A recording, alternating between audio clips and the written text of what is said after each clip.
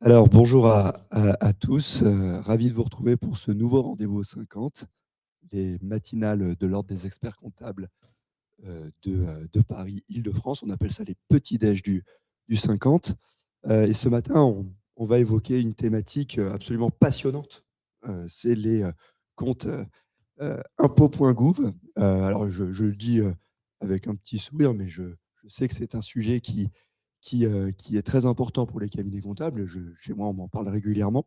Il y a d'ailleurs eu un, un vent de panique dans la profession lorsque vous avez mis en place la double authentification sur les comptes particuliers. Alors, je préviens de suite, on va parler des comptes particuliers à la fin. Donc, pas la peine de nous harceler de questions. Je vous promets qu'on évoquera ça à la fin. On a prévu de finir sur ce sujet-là. Vous avez de toute façon vu que ça y est, l'administration fiscale avait, comme à chaque fois, tenu sa parole et permis et permet maintenant de rajouter une deuxième adresse mail sur les comptes particuliers pour que vous puissiez vous aussi recevoir les codes lorsque vous essayez de vous connecter au compte de vos clients. Donc on parlera de ça, mais on parlera aussi de l'accès des tiers, mais je ne veux pas, pourrir votre intervention qui va être beaucoup plus qualitative que la mienne. En plus, avec une voix beaucoup plus douce que la mienne, puisque vous l'avez sans doute remarqué, je n'ai plus de voix. Donc, vous ne m'entendrez pas beaucoup. Je laisserai nos intervenants parler. Alors, on est donc entouré de 3 personnes de la DGFiP. On est vraiment ravis d'avoir autant de compétences autour de moi pour nous parler de ce sujet-là. Vous avez un support qui est très dense, donc on va l'attaquer et le descendre. Il y aura certainement beaucoup de réponses aux questions que vous aurez, mais je vais quand même suivre les questions que vous posez sur le chat pour éventuellement les intégrer dans les débats.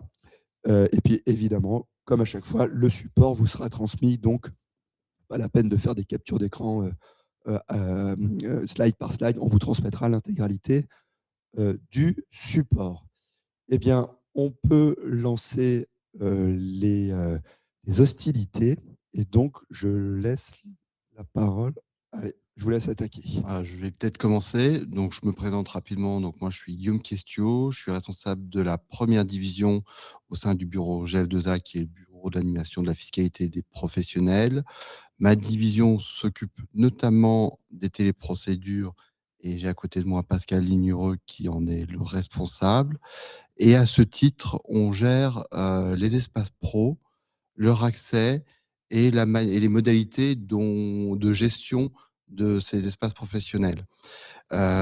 Si on est là devant vous, c'est qu'on s'est aperçu récemment que certaines modalités de gestion des espaces professionnels étaient mal connues des usagers, parfois de vos confrères, mais aussi de grandes entreprises. On s'en est aperçu à quelle occasion? À de multiples occasions, si j'ose dire. La première, c'est qu'en 2024, on a eu une attaque massive sur les espaces professionnels où on s'est aperçu qu'un grand nombre d'espaces professionnels avaient été compromis. Et c'est là qu'on s'est aperçu que, en réalité, les mots de passe et les identifiants de connexion étaient utilisés par plusieurs personnes, ce qui contrevient au principe de base, disons, en matière de sécurité informatique. Ensuite, il y a eu un deuxième point, c'est les remontées de vos confrères. Alors, j'ai cru comprendre que c'est peut-être moins un sujet parisien ou francilien qui se plaignaient de la difficulté lors de la création des espaces professionnels à obtenir les codes d'activation. Et en discutant avec vos confrères, on s'est aussi aperçu qu'il pouvait y avoir un sujet aussi lorsque les collaborateurs qui détenaient les identifiants de connexion partaient du cabinet. Donc tout ça nous a fait réfléchir et on s'est aperçu qu'en réalité, on avait une réponse, mais que cette réponse était mal connue, parce que sans doute ça faisait longtemps qu'on l'avait développée. De mémoire, on l'avait développée avec l'ordre pour répondre à leurs besoins à l'époque, mais soit ça a été oublié, soit la communication à l'époque avait été imparfaite, mais il semble que ce soit mal connu encore aujourd'hui. Et en discutant et en présentant auprès de vos confrères les modalités de délégation qui existent au sein de l'espace professionnel, on s'est aperçu que c'était utile, ce qui fait qu'on a revu notre communication en faisant 3 supports simples à comprendre et appréhender, qu'on a rajouté en plus. Alors peut-être qu'on peut le voir. J'appuie juste sur n'importe quel bouton, c'est ça? Sur celui de droite. On peut voir ici sur l'espace info.group où il se trouve. Il y avait une cinquantaine de fiches focus et ils sont toujours là sur la gestion d'espace professionnel. Ce qui peut être un peu lourd, on peut comprendre, même si c'est très exhaustif et très complet, ça peut être assez lourd à appréhender. Et donc, on a décidé de résumer, en tout cas pour la gestion des espaces professionnels, en 3 supports qu'on va vous présenter. Il y en a un sur l'espace professionnel et les délégations. Donc, c'est un support très général. Un qui vous concerne plus spécifiquement, c'est l'entreprise et son expert comptable. On va vous présenter assez rapidement et sans doute encore plus rapidement, même si je pense que ça peut vous concerner aussi, puisque certains d'entre vous peuvent gérer des grandes entreprises ou en tout cas une partie de leurs filiales, quelque chose qui concerne plutôt la gestion au sein d'une DAF, d'une grande entreprise. Quel est le but de tout ça? Le but de tout ça, c'est d'abord de rappeler qu'il y a un principe. Un espace professionnel n'est pas égal à une entreprise. Un espace professionnel est égal à un individu, personne physique, qui a accès à des services d'une entreprise. Et ça, on s'aperçoit que c'est finalement assez peu connu. Et c'est un peu le message qu'on va essayer de vous faire passer, c'est de vous dire, essayez de respecter ce sujet, ce principe, parce qu'on a tous à y gagner, en matière de cybersécurité. Donc, que ce soit pour nous ou pour vous, je pense que c'est une exigence qui est partagée, mais aussi pour vous, puisque le système qu'on a, alors peut-être qu'on se trompe et on est preneur de vos retours, s'adapte, ou en tout cas, c'est le but qu'on cherche, essaye de s'adapter à vos organisations et permet de mieux gérer l'accès aux différents services pour vos collaborateurs et permet de faciliter tout simplement l'accès à ces services. Et je sais que parfois, les codes d'activation qu'on envoie par courrier peuvent être un irritant. Je passe la main, ou je vous passe la main si vous souhaitez réagir. Juste, je rebondis parfaitement sur ce que vous avez dit, parce qu'en préparant ce webinaire, vous m'avez fait découvrir qu'on pouvait créer un compte espace professionnel, pardon, sans avoir de sirène, alors que moi j'étais convaincu qu'il fallait avoir une sirène. Donc en fait, effectivement, tu crées un compte par personne physique. Et c'est, je pense, c'est pas la pratique de beaucoup de cabinets aujourd'hui qui ont plutôt créé des comptes par cabinet. Donc, juste pour vous dire où ça se trouve, cette documentation, donc bien évidemment, ça se trouve sur impôt.gouv.fr. Et alors, on n'a pas remis les slides exactement, mais quand on va sur l'espace professionnel, il y a un petit onglet en haut à droite sur la documentation. Et lorsque vous cliquez sur cette documentation, vous arrivez sur cette page. Et la présentation générale, c'est nos 3 supports généralistes qu'on a essayé de faire le plus didactique possible et le plus simple possible. Et ensuite, si vous voulez approfondir, eh bien, vous avez une cinquantaine de fiches focus qui vous permettent de bien comprendre les sujets dans les détails. Et ça peut être intéressant si vous avez des services informatiques ou des prestataires informatiques pour bien adapter votre dispositif. On n'a pas rendu caduque les anciennes fiches focus, on a simplement voulu rendre plus accessible dans un premier temps la documentation. Donc c'est vraiment un effort de pédagogie qu'on fait pour essayer de vous amener à adopter ce dispositif qui, je pense, est à la fois pratique, mais surtout a un intérêt en matière de sécurité informatique. Je laisse la parole à Pascal. Peut-être tu veux ce sera peut-être plus simple pour toi.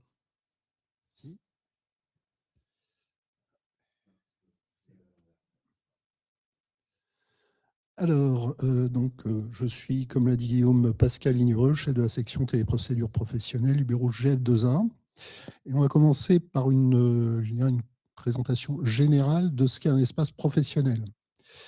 Alors, un espace professionnel, effectivement, alors on a peut-être eu un problème de sémantique quand on l'a créé. On aurait peut-être dû appeler ça un espace personnel du professionnel. Ça aurait peut-être été plus clair, parce que l'espace professionnel est normalement détenu par une personne physique, et à partir de cet espace-là, il va adhérer accéder à des services en ligne pour le compte d'une ou plusieurs entreprises. Là, il faut bien retenir cette notion-là. Un espace professionnel appartient à une personne. Donc, qu'est-ce que c'est pas un espace professionnel? Ce n'est pas l'espace professionnel de l'entreprise. Puisqu'une entreprise, ça peut se confondre dans le cas d'un entrepreneur individuel, évidemment, mais d'une manière générale, ça n'est pas l'espace professionnel de l'entreprise. Je vous rassure, c'est quelque chose qui se dit même de façon interne à la DGFiP, mais c'est quand même une notion qu'il faut bien retenir.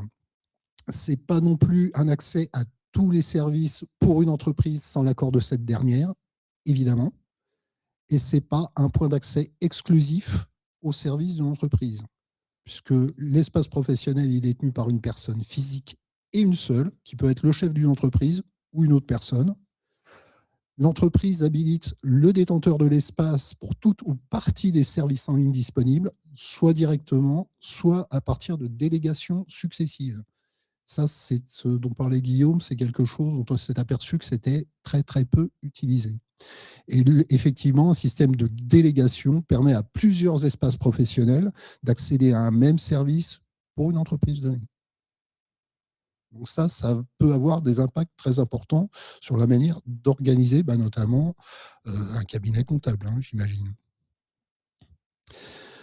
Comment est-ce que ça fonctionne?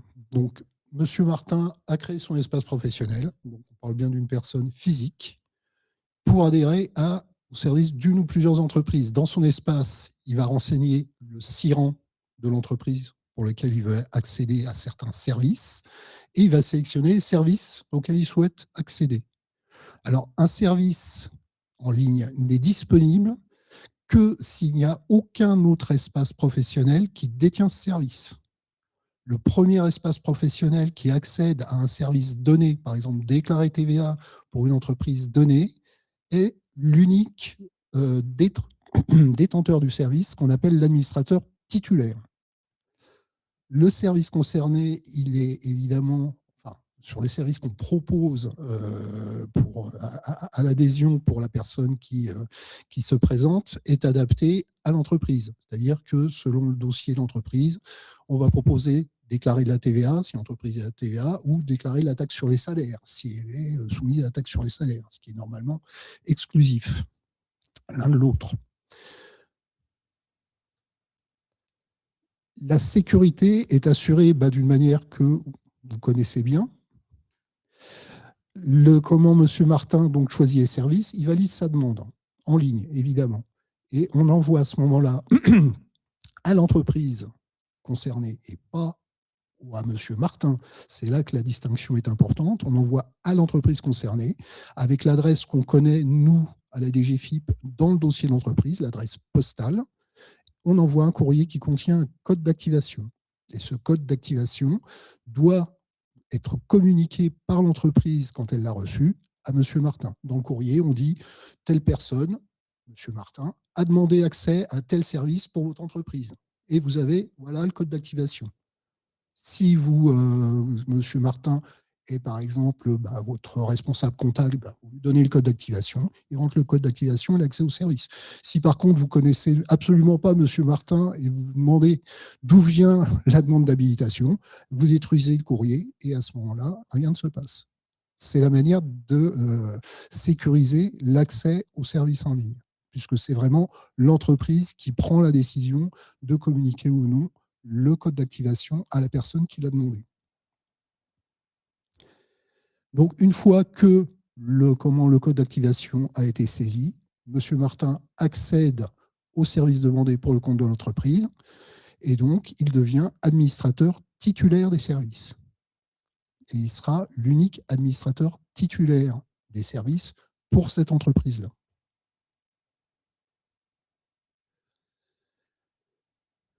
Alors, on a eu une amélioration de l'envoi des codes d'activation, car dans la mesure où l'entreprise a déjà actif le service de messagerie sécurisée, c'est-à-dire c'était une messagerie qui est un service en ligne.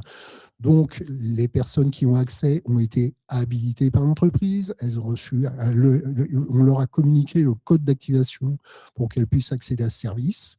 Donc, dans ce cas-là, l'envoi papier, puisque l'envoi papier quand même subsiste, est doublé par la mise à disposition immédiate du code d'activation dans la messagerie sécurisée. Mais évidemment, la condition sine qua non de ça, c'est que l'entreprise ait déjà le service de messagerie sécurisée activé, évidemment. Alors, une deuxième cas de figure qui est quand même assez courant, c'est Monsieur Martin n'a pas d'espace professionnel, il vient de créer son entreprise. Très fréquent. Et d'ailleurs, quand une personne crée son entreprise, le courrier qu'il lui a envoyé pour lui annoncer sa prise en compte par la DGFiP mentionne le fait qu'il doit se créer un espace professionnel, puisque les procédures sont obligatoires pour tous les impôts professionnels. Et donc, ça lui permettra d'avoir accès à ces téléprocédures selon la modalité en ligne. Donc, Monsieur Martin, entrepreneur individuel ou, mettons, gérant de société, il vient de créer son entreprise, il va créer son espace professionnel et il veut créer ses services, accéder aux services pour son entreprise. Auquel cas, il va créer son espace en ce qu'on appelle le mode simplifié. Le mode simplifié, c'est un choix qui est proposé quand une personne demande à créer un espace professionnel. Il y a deux modes de création, un mode expert et un mode simplifié. Le mode simplifié, on va lui demander, et c'était peut-être ça la confusion qu'on avait avant, on va demander immédiatement un siran et un seul. Et quand toute la procédure aura été faite, on va lui donner immédiatement accès à tous les services pour cette entreprise. Donc, c'est plus, plus rapide, puisqu'on n'a pas deux étapes successives. Là, on crée son espace professionnel en mode simplifié, on identifie l'entreprise pour laquelle on veut avoir les services en ligne. Les services sont immédiatement proposés par rapport au dossier de l'entreprise pour l'administration. Et dès que la validation a été faite par l'utilisation du code d'activation, de même envoyé par courrier, l'accès au service sera immédiat.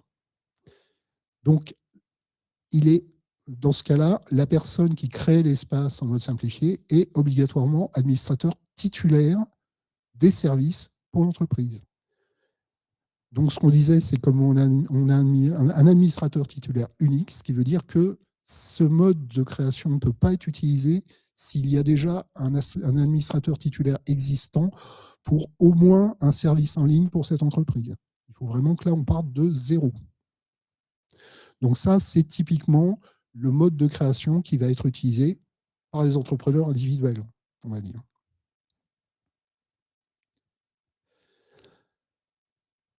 Et là, on est dans un cas où M. Martin, qui n'a pas d'espace professionnel, toujours la même chose, je gérais la fiscalité d'une entreprise déjà existante.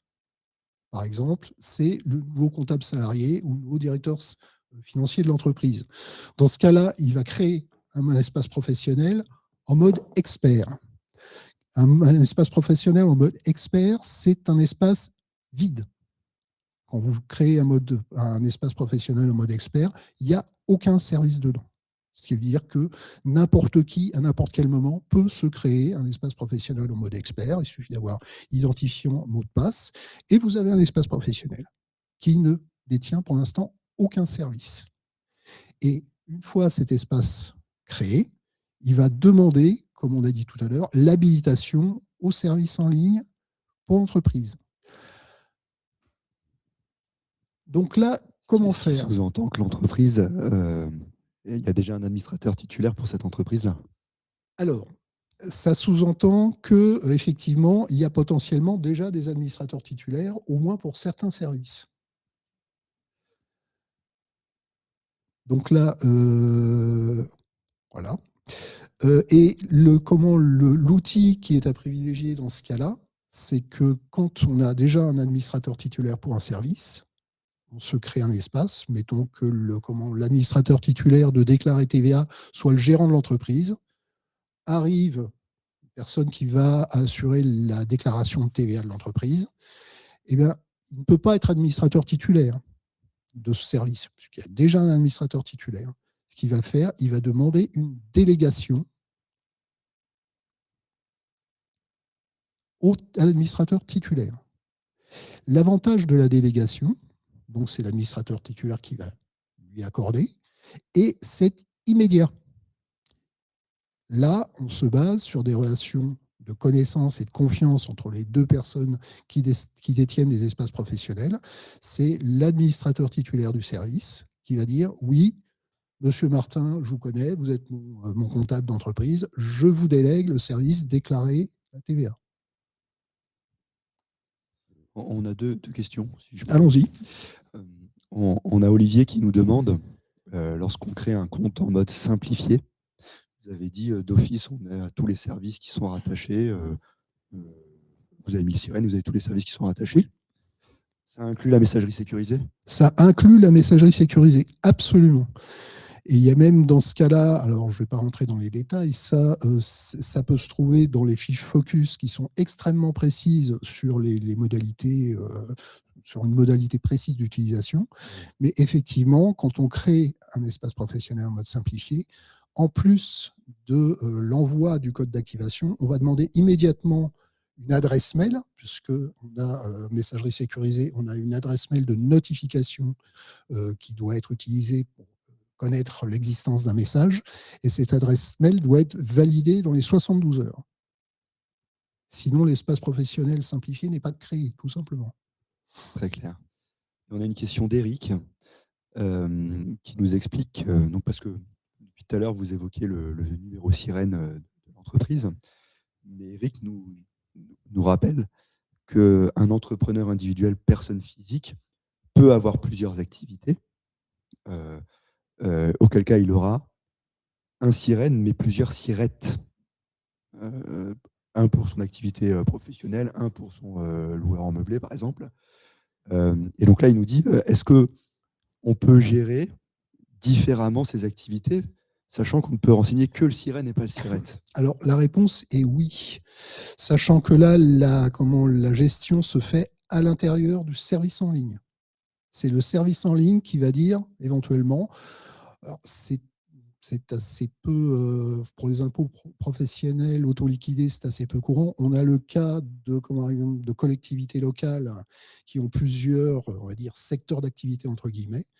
Et dans ce cas-là, quand elles déclarent leur TVA, on leur propose de choisir entre les différents secteurs d'activité. Mais c'est interne au service en ligne, quand il y a un découpage possible par sirette. C'est jamais au niveau de l'adhésion du service global en tant que tel. D'accord, donc par exemple, je suis personne physique, j'ai une activité libérale d'expert comptable et un loueur en meublé, donc j'ai deux sirettes différents. Si j'ai deux experts comptables différents qui font ma comptabilité, je peux déléguer spécifiquement chacun des sirettes, ou forcément les deux experts comptables auront accès à mes deux activités? Donc là, je ne sais pas à combien de jokers j'ai droit pendant cette matinée. Bon, bah ce sera le premier en tout cas. Ça sera une question qu'il faudra approfondir. Juste, on peut peut-être préciser malgré tout que l'administrateur titulaire peut déléguer un service à une personne spécifique et déléguer un autre service à une autre personne spécifique. Alors après, la question, mais ça, moi, je ne l'ai pas non plus, donc je dirais peut-être Joker, mais peut-être que Pascal, toi, ça, tu peux répondre. Est-ce que c'est un service par impôt ou est-ce qu'il y a un service pour une déclaration BNC et un service pour une déclaration BIC? Mais ça, peut-être qu'il faudra qu'on fasse une réponse ultérieure. Parce que c'est ça la question, en fait. Il faudra que je pose la question à des gens qui sont plus techniques que moi sur le sujet. Bon, bah Eric, on te répondra ultérieurement. Voilà. Alors, une petite précision avant de continuer très rapidement. On peut créer un espace professionnel de deux manières différentes, donc en mode simplifié ou en mode expert. Mais une fois la création faite, les deux espaces fonctionnent exactement de la même manière. La différence existe uniquement au niveau de la manière de le créer. Ce qui veut dire que si vous créez un espace en mode simplifié et que vous créez une nouvelle société pour accéder aux services de cette société-là, vous n'avez pas besoin de créer un deuxième espace en mode simplifié. Il vous suffit de demander l'habilitation pour le nouveau sirène dans le cadre de votre espace existant. Hein, le principe, ça revient à ce qu'on disait au départ, ce n'est pas l'espace professionnel de l'entreprise, c'est l'espace professionnel de la personne qui gère des services pour une ou plusieurs entreprises.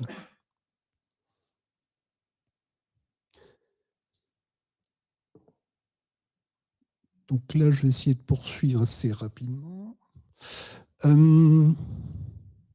Donc là, la création en mode expert est indispensable de toute façon à chaque fois qu'on a déjà des services existants détenus par un administrateur titulaire pour une entreprise. Si vous essayez de créer en mode simplifié en utilisant le sirène d'une entreprise pour lequel il y a déjà des administrateurs titulaires de services en ligne, ça sera refusé. C'est très clair.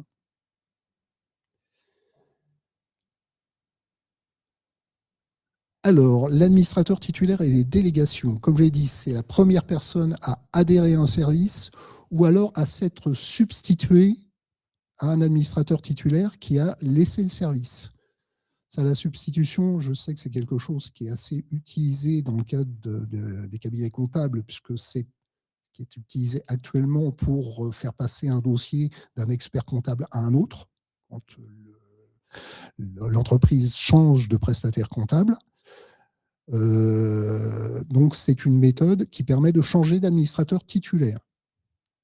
Et c'est la même, comment dirais-je, il y a les mêmes fonctionnalités de sécurité que pour l'adhésion, c'est-à-dire que moi, je suis nouvel expert comptable, j'ai un espace professionnel, je demande à me substituer au service, par exemple, déclaré TVA pour cette entreprise-là. On sait qu'il y a déjà un administrateur titulaire. Je demande la substitution. On a l'édition d'un courrier avec le code d'activation ou l'envoi par la messagerie sécurisée. Et c'est seulement suite à l'utilisation de ce code d'activation que je vais me substituer au service en ligne en tant que nouvel administrateur titulaire. Ce qu'il faut retenir, c'est qu'il y a toujours un seul administrateur titulaire pour une entreprise donnée, pour un service donné. Alors, j'en profite pour glisser une question qui est déjà revenue à peu près 30 fois. Comme ça, au moins, on va l'évacuer parce que j'en ai marre de l'avoir passé. Donc, il y a beaucoup de confrères et consoeurs qui nous disent qu'ils ont rattaché des dossiers à leur compte, j'imagine en tant que titulaire. Je sais que ce n'est pas forcément la bonne façon de faire, mais en tout état de cause, c'est comme ça que ça a été fait. Et ils disent, mais parfois, le client n'est plus chez moi, il est décédé, fermeture, etc. Et j'ai encore le dossier dans ma liste. Je suis encore titulaire du dossier. Comment est-ce que je peux, sans qu'il y ait forcément de substitution, puisqu'il y a des cas où il n'y aura pas de substitution, faire sortir ce dossier, ne plus être titulaire, me déclarer comme n'étant plus titulaire de cet accès? Alors, actuellement, malheureusement, on est obligé de passer par le SIE. C'est le SIE qui va pouvoir supprimer les services en ligne pour l'administrateur titulaire qui déclare ne plus vouloir les utiliser. Il va y avoir une évolution qui sera, alors, a priori, début d'année 2027, mais par laquelle un administrateur titulaire pourra en ligne renoncer à son titre d'administrateur titulaire. Donc, en attendant, c'est le SIE. En attendant, il n'y a pas d'autre solution qu'un passage par le SIE.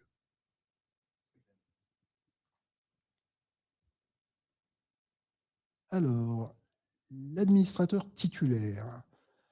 On a parlé d'un système de délégation. Effectivement, l'administrateur titulaire a le droit de faire pas mal de choses avec son service. Il peut désigner un administrateur suppléant, désigner un ou plusieurs acteurs délégants et désigner un ou plusieurs acteurs. Alors, qu'est-ce que ça veut dire?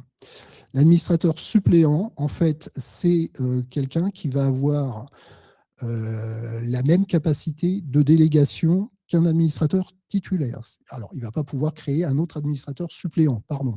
On est bien clair que pour un service, on a un unique administrateur titulaire, un unique administrateur suppléant.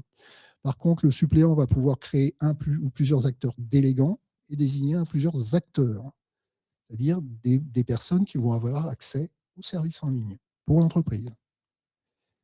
L'acteur délégant, il peut à la fois agir, c'est-à-dire utiliser le service, et également créer des acteurs simples. L'acteur simple ne peut que utiliser le service, il n'a pas le droit d'effectuer de délégation. Sachant que cette hiérarchie de délégation est évidemment visible par l'administrateur titulaire, par l'administrateur suppléant. C'est-à-dire qu'il y a une capacité de contrôle. Et je rappelle que ce système de création d'administrateurs suppléants et de délégation, c'est quelque chose qui est immédiat. Vous désignez un autre espace professionnel détenu par un nouveau collaborateur comme, mettons, acteur pour tel et tel service pour une entreprise. Dès que vous avez appuyé sur le bouton, cette personne-là a accès au service. Il n'y a pas de délai, ce qui est quand même pas négligeable. Alors, on a une petite particularité que je vais couvrir très rapidement, c'est les services de paiement. Les services de paiement sont gérés d'une manière un petit peu plus globale. Dès qu'on a un administrateur titulaire d'un service de paiement, il deviendra automatiquement adhéré, il sera l'unique administrateur titulaire pour tous les nouveaux services de paiement auxquels l'entreprise aura recours, auxquels il y aura une utilisation. Lui seul, donc, peut, comme on le dit là, peut adhérer aux autres services de paiement disponibles. Et il a une capacité également intéressante, notamment pour les experts comptables, c'est la gestion des comptes bancaires de paiement. L'administrateur suppléant, il est désigné instantanément par l'administrateur titulaire, comme on l'a dit. Donc, il va être administrateur suppléant du ou des services de paiement auxquels le titulaire a adhéré. Et il devient automatiquement donc suppléant pour tous les services de paiement auxquels le titulaire adhérera ensuite. Et lui aussi peut gérer les comptes bancaires de paiement. Les délégataires, acteurs délégants, là, il n'y a aucun automatisme. Là, c'est une délégation impôt par impôt. La particularité, c'est que les délégataires, acteurs ou acteurs délégants, ne peuvent pas gérer les comptes bancaires de paiement. C'est réservé à l'administrateur titulaire et à l'administrateur suppléant. Parce que le délégataire, potentiellement, dans notre cas, c'est le cabinet comptable, en fait. Enfin, ou le collaborateur. C'est plutôt le collaborateur. Ouais. Donc, c'est-à-dire que si on respecte votre schéma idéal, ce qu'on va faire, évidemment, bien sûr, j'ai dit j'en doutais pas. Lorsqu'on respectera, pour ceux qui ne le font pas déjà, lorsqu'on respectera votre schéma idéal, ça veut dire que le collaborateur comptable, je vais dire le cabinet pour simplifier, ne pourra pas enregistrer des nouveaux RIB, gérer les RIB, en fait. Alors, tout dépend comment se pratique les délégations successives. On verra tout à l'heure que le schéma, entre guillemets, idéal qu'on propose, c'est le chef d'entreprise ou le représentant légal, administrateur titulaire, l'expert comptable, administrateur suppléant, et les collaborateurs du cabinet, acteurs délégants ou acteurs. OK. Je veux dire que là, on garde une capacité de gestion des comptes bancaires des entreprises au niveau du cabinet comptable. Sachant que... au niveau de l'expert comptable. Au niveau de l'expert comptable. OK. Sachant qu'on a demandé une évolution dans ce sens-là, c'est-à-dire la capacité de gérer les comptes bancaires par également les délégataires. Ça, c'est ce qui se fait actuellement. On a demandé à ce que ça évolue pour avoir une plus grande souplesse. Oui, c'est ce que je voulais rajouter. On a conscience que le système sur la gestion des comptes bancaires est un peu trop rigide. Je pense que c'était des décisions qui avaient dû être prises à l'époque pour sécuriser la gestion des comptes bancaires, pour éviter des tentatives d'escroquerie ou des choses comme ça. Mais comme Pascal vient de le dire, on ne peut pas vous faire de promesses ou de vous donner d'échéances. On est en train de travailler dessus pour essayer de laisser la marge la plus forte possible à l'administrateur suppléant ou titulaire pour qu'il puisse décider de l'organisation de la gestion de ses comptes bancaires sous sa propre responsabilité, hein, bien sûr. S'il y a des contrôles internes à mettre en place, ce sera à l'administrateur suppléant ou titulaire de les assurer. Alors, je profite pour glisser deux, trois, un commentaire et une question. Alors déjà, le commentaire, c'est par rapport à la réponse qu'on a fait tout à l'heure sur la suppression d'un dossier dont on est titulaire. Donc, on a répondu qu'il fallait contacter le SIE. Et alors là, on s'est pris une salve. Je ne vous lis pas tout, hein, mais ils sont pas contents. Il y a Raphaël, il y a Philippe, Stéphane, Paul, Béatrice, Sylvie là, qui râlent et qui disent les SIE refusent quand on leur demande de supprimer. Ils disent que ce n'est pas de leur compétence. Alors, j'aurais peut-être dû mieux formuler en disant que le SIE a la capacité technique de supprimer les habilitations en tant qu'administrateur titulaire. Après, c'est vrai que, vous savez, les SIE sont quand même très, très occupés. Donc, j'imagine que si un cabinet comptable leur demande de supprimer 150 dossiers de son entreprise, de son cabinet, ça peut effectivement entraîner des réponses un peu négatives. Bon. Néanmoins, on prend le point. Hein. Oui, tout à fait. J'ai regardé Fabien droit dans les yeux. Il a compris le message. Donc, le message est passé. Et alors, il y a Philippe qui pose une question vraiment pertinente. Il nous dit, mais puisque la téléprocédure est une obligation pour les impôts, pourquoi est-ce que lorsque une société est créée, une entreprise est créée, de manière automatique, vous ne créez pas ce compte impôt.gouv au nom du dirigeant C'est une très bonne question et on a fait une demande d'évolution dans ce sens-là qui a d'ailleurs été très appréciée et qui intéresse beaucoup de directrices générales. Donc, par contre, on ne peut pas donner d'échéance, évidemment, de cette mise en œuvre, mais, et ça ne sera pas avant, évidemment, début 2027, puisque début 2027, on a un chantier très important sur lequel on reviendra tout à l'heure, c'est-à-dire la double authentification. Mais c'est quelque chose qui est très suivi. Ça ferait gagner beaucoup de temps. Bien sûr. Alors, je veux juste rajouter, alors, comme l'a dit Pascal à l'instant, c'est notre cible. Il y a néanmoins plusieurs contraintes. Une contrainte liée au guichet, c'est qu'actuellement, on peut renseigner une adresse courriel, mais ce n'est pas obligatoire. Donc, c'est une contrainte juridique. Ensuite, si les téléprocédures sont obligatoires, l'espace professionnel n'est pas obligatoire et il faut toujours avoir à l'esprit qu'un certain nombre d'entreprises n'ont pas d'obligation déclarative.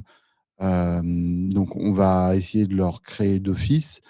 Ces entreprises-là, on peut se dire qu'ils s'en serviront sans doute pas, mais ça explique pourquoi on a des contraintes à la fois techniques et ne serait-ce qu'en plan de charge, hein, puisqu'on est pris par des sujets de cybersécurité, mais aussi des sujets juridiques pour pouvoir rendre obligatoire cet espace professionnel. Donc, c'est très clairement notre cible. 2027, on va essayer de travailler sur l'aspect juridique dans le cadre du guichet de formalité des entreprises. Et ensuite, 2027, en fonction du plan de charge de nos services informatiques, on essaiera de rendre ça possible. Et surtout, l'idée qu'il y a derrière, c'est de permettre l'accès à la messagerie sécurisée dès la création de l'espace professionnel et donc dès la création de l'entreprise, ce qui fluidifiera, à notre sens, les échanges entre les SIE et les usagers que sont les contribuables et vous-même. Alors là, on a un slide qui détaille un petit peu ce dont je parlais, c'est-à-dire la gestion des délégations. Quand on gère les délégations, donc on est administrateur titulaire, suppléant ou acteur délégant, on peut consulter, modifier, supprimer, mettre en veille et réactiver toutes les délégations existantes pour un service d'une entreprise donnée. C'est-à-dire on a systématiquement une vue très claire de ce qui se passe. Un collaborateur part en congé, par exemple en congé maternité, donc pendant une certaine durée, on peut suspendre ses délégations. C'est un outil qui est, j'insiste, extrêmement souple. En rappelant quand même qu'évidemment, la délégation est faite sous la responsabilité de la personne qui délègue, évidemment.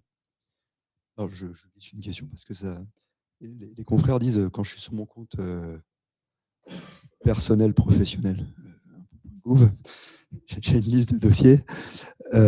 Comment je sais si je suis titulaire de ce dossier, administrateur titulaire, administrateur suppléant, délégant, on ne voit pas la différence en fait quand on a notre liste de dossiers. Ça, c'est dans la gestion des délégations. Ça peut se visualiser. Si la personne ne peut pas déléguer, n'a pas de gestion, mais bon, normalement. Dossier par dossier. Alors, la liste, quand on accède à la gestion des délégations dans un espace, on a la liste de tous les services. D'accord, ok. Ça permet de visualiser très rapidement ce qui se passe pour une entreprise donnée. Bah, si sur votre plan de charge qui m'a l'air chargé, vous pouvez rajouter tout à la fin, rajouter à côté du nom du dossier, si on est titulaire, un petit code couleur. Oui, pourquoi pas. Ça, c'est une évolution qu'on peut demander. C'est une demande de la profession. Parfait. Bah, écoutez, dans ce cas-là... On précise, c'est le moment de faire des critiques sur l'espace professionnel. Hein. Ils en font. D'accord. Non, mais on est modeste sur le sujet. C'est quelque chose qui maintenant existe depuis un moment, qu'on fait évoluer en tenant compte de vos observations. Mais c'est toujours un bon moment d'apprendre quels sont vos besoins. Et s'il y a des choses qu'on a mal compris ou des besoins qu'on a mal cernés, c'est toujours utile de nous le repréciser. Surtout si c'est simple.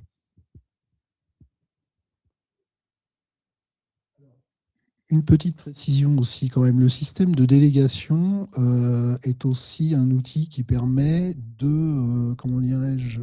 quelque part, d'augmenter la sécurité de l'utilisation des services en ligne. Parce que quand, par exemple, une déclaration TVA est faite, on peut, au niveau de l'administration, si c'est utile, dire c'est tel espace professionnel qui a effectué cette opération. Qu'il ait effectué suite à une délégation en tant qu'administrateur titulaire, etc.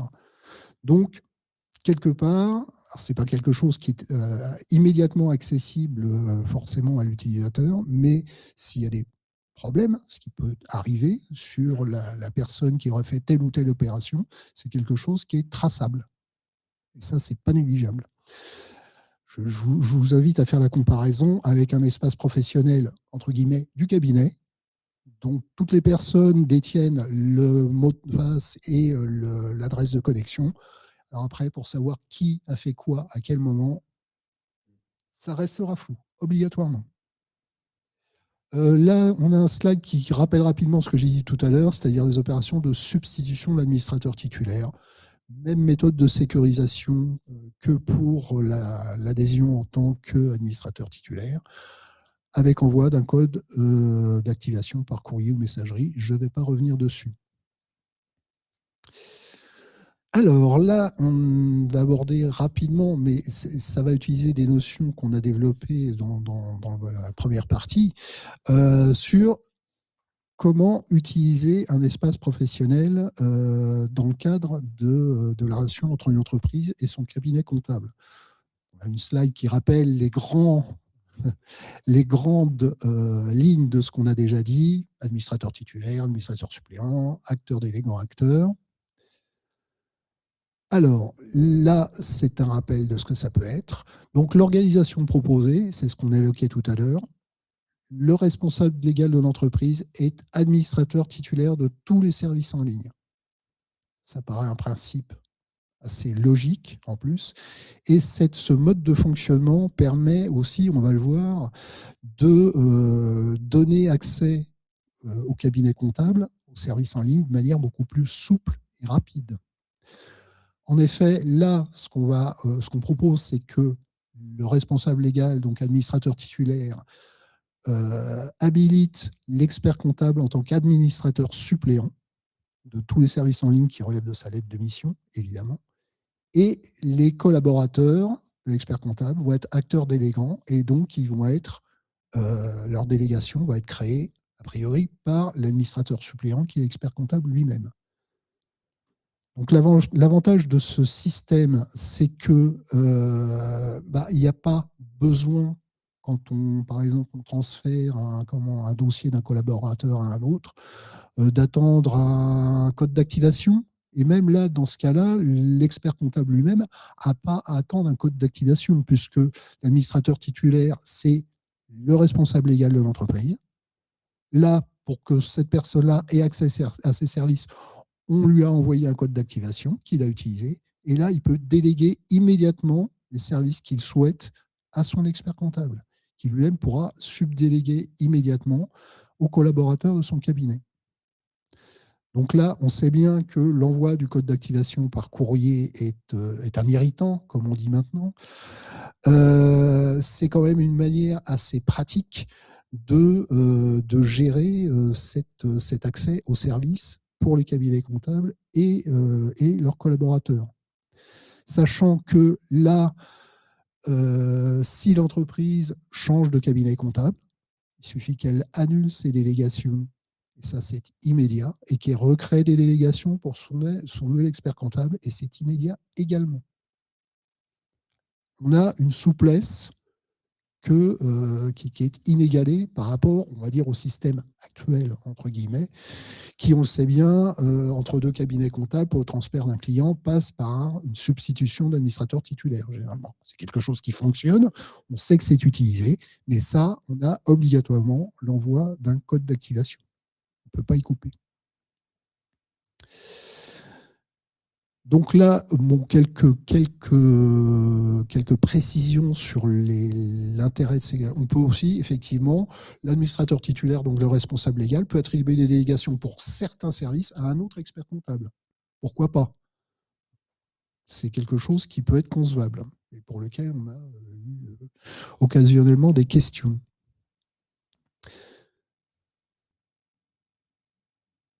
Alors, les délégations, ça c'est un rappel, sont effectuées service par service. L'administrateur titulaire peut désigner des administrateurs suppléants différents pour servir au groupe de services différents. C'est ce qu'on disait. Je peux avoir un expert comptable qui va gérer ma TVA, un expert comptable qui va gérer ma déclaration de résultats. C'est un exemple. Je pense qu'on est largement dans la fiction, mais ça ouvre cette possibilité. Il y avait plusieurs fois la question, quand aujourd'hui on veut faire une délégation, donc en tant que titulaire, je vais faire une délégation de service, je suis obligé de le faire service par service. On va cocher les services qu'on va donner à la personne. Ah, oui. On peut faire tout en même temps? On a une liste dans laquelle on coche en fait ce qu'on veut déléguer à la personne. Alors j'ai peut-être mal compris la question. Si vous pouvez reposer la question, parce que pourquoi ne peut-on pas faire les délégations de tous les services en même temps? On est obligé de déléguer service par service. Oui, enfin, on est obligé de cocher des cases. Pour ça, je vous invite j'invite la personne qui pose la question à se référer à la fiche focus, dans ce cas-là, sur les délégations qui donne de manière très précise le mode de fonctionnement de ce système. Alors, Pascal, juste une question, comme je ne suis pas utilisateur, est-ce qu'il n'y a pas une case qui permet de cocher tout en même temps? A priori, non. Ça veut dire qu'il va falloir cocher plusieurs cases. Okay. Mais combien il y a de cases en tout? Tout dépend des services auxquels théoriquement accès. Non, alors ça dépend. Pardon. Déjà, la limite, c'est les services auxquels peut avoir accès l'entreprise selon son dossier. Et dans le cas d'un administrateur titulaire. Là, ça s'énerve. Là, ils disent qu'il n'y a pas de liste. Ils disent que c'est service par service. Tu dois refaire à chaque fois la manip service par service. Ah, alors là, à vérifier. Là, il y a Francine, Catherine, Virginie qui disent non, mais après, il y a peut-être une fonctionnalité qui n'est pas utilisée. Je ne sais pas. Là, je ne peux pas répondre en séance. On garde cette question-là. Là, c'est plus une remarque. C'est-à-dire que c'est des consoeurs, donc elles expliquent que c'est hyper fastidieux parce qu'il y a quand même 7-8 services. Ça peut même, oui, ça peut être plus que ça. Donc, si c'est 7 cases à cocher, bon, on peut s'en sortir, mais si c'est 7 fois faire la manip, c'est peut-être un peu lourd. Quoi. Je vérifierai, mais a priori, il y a une méthode plus globale que ça. Ok, on fera une réponse a posteriori alors sur ce sujet-là.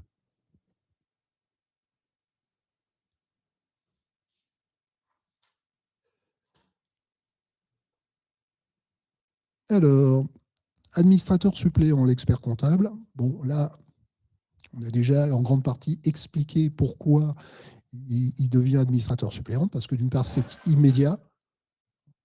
son client peut le désigner et ça va être un accès instantané au service.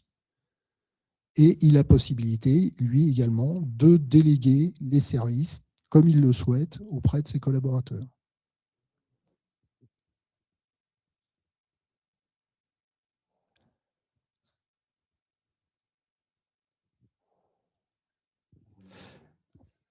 On a...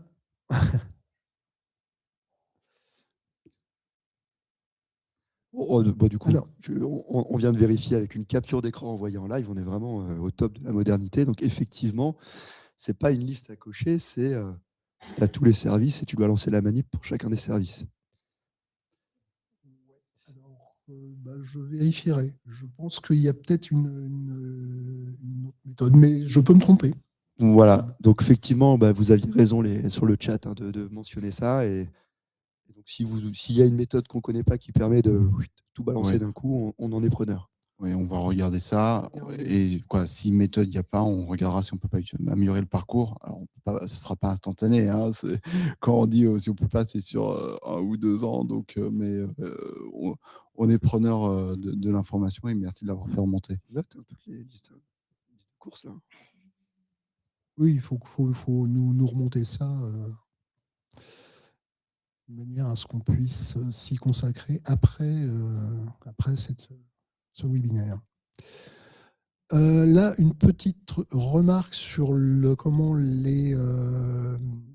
nombre d'entreprises pouvant être gérées. On a eu un certain nombre de problèmes purement techniques de performance avec des espaces professionnels qui étaient pour leur majorité détenus par des cabinets comptables et qui géraient dans cet espace des habilitations pour plusieurs centaines, voire d'un nombre d'entreprises qui dépassaient le millier.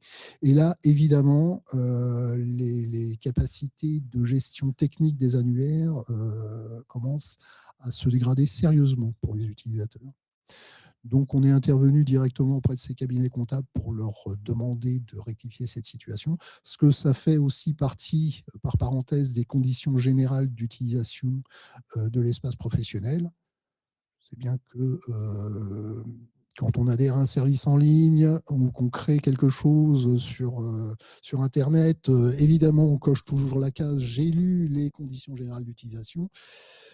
Mais voilà, ça y figure. Et donc, c'est des limites qu'il faut pouvoir respecter. Donc là, c'est un petit détail, je ne vais pas approfondir. Là, on parle des délégations. Donc, on revient sur ce qu'on disait tout à l'heure. Immédiat. On peut créer des gens qui ont uniquement accès au service. On peut créer des gens qui peuvent déléguer. Il n'y a pas, on le répète, hein, ça a l'air un petit peu répétitif, mais la délégation ne demande pas de l'envoi de code d'activation. Alors effectivement, il y a peut-être une problématique de, comment dirais-je, de gestion service par service qu'on vérifiera pour les délégations, mais même dans ce cas-là, le temps qu'on gagne en faisant ça par rapport à l'attente d'un code d'activation pour une substitution ou pour une habilitation en tant qu'administrateur titulaire, je pense qu'on gagne quand même du temps. Substitution de l'administrateur titulaire. Donc ça, c'est un rappel, je ne vais pas y revenir. Mais là, en fait, on a recréé cette présentation en adaptant ce qu'on disait tout à l'heure, c'est-à-dire l'utilisation appropriée de l'espace professionnel au cas du cabinet comptable et de ses clients entreprises. La grande entreprise, je ne vais pas non plus y consacrer beaucoup de temps. C'est un système qui est exactement parallèle, sauf que là, au lieu du cabinet comptable, de l'entrepreneur responsable légal, du cabinet comptable et des collaborateurs, on a une déclinaison qui est faite au niveau du service comptable financier de l'entreprise selon l'organisation. Sachant que, au départ, désolé de te contredire Guillaume, mais le système de délégation avait été pensé, mais je suis beaucoup plus ancien que Guillaume dans ce domaine-là, c'est pour ça que je me permets de le reprendre, avait été pensé principalement pour les grandes entreprises. qui avait demandé à pouvoir contrôler, déléguer les services selon les personnes, selon et pouvoir les modifier facilement en cas de personnes changent dans les services. Et pour eux, c'était beaucoup plus souple de passer par là que de, comme on le disait, d'attendre un code d'activation, ce qui est toujours un peu trop long, visiblement. Donc, je ne vais pas... pour ceux qui seraient intéressés, je laisserai lire ces supports qui sont en ligne, sur, comme l'a dit Guillaume, sur le site impôt.fr. Et je vais céder la parole pour l'instant. Alors, avant du coup qu'on bascule sur les peut-être des questions. les particuliers, je pense qu'on a répondu à la plupart des questions. Alors, je suis désolé pour ceux qui sont sur le chat, on a des problèmes techniques, ce qui fait que je n'ai pas toutes les questions. C'est un peu laborieux. J'essaye de... Alors, déjà, peut-être pour faire une synthèse. Le schéma idéal. Le schéma idéal. Le dirigeant, crée un compte impôt.gouv, le dirigeant de l'entreprise. Personnel professionnel. Oui. on peut continuer à appeler ça un espace professionnel en gardant par une personne physique. Voilà, une fois qu'on a intégré ça, on peut continuer. De toute façon, toute la communication, c'est espace professionnel, par opposition à l'espace particulier, évidemment. On a renommé. Donc, le dirigeant, il crée son compte impôt.gouv pro et il se déclare comme titulaire du administrateur titulaire, pardon. Pour les services, oui. Pour l'ensemble des services, faisons simple.